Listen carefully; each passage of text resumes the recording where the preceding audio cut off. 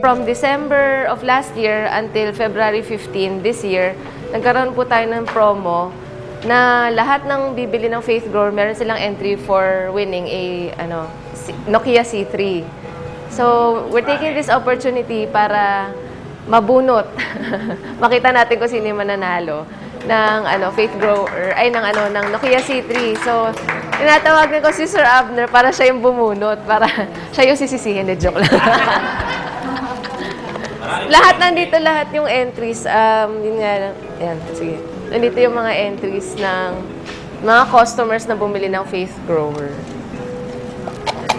Sige, alog-alog. Ayan.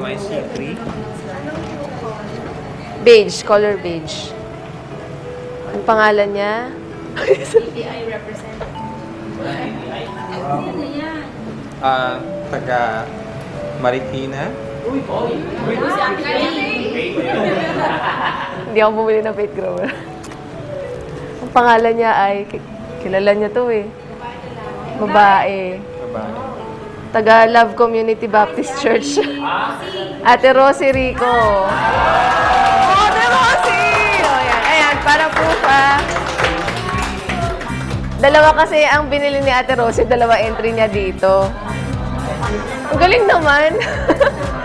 Oh, di ba? Congratulations. Congratulations po. Sisend namin to sa inyo, Ate Rosie.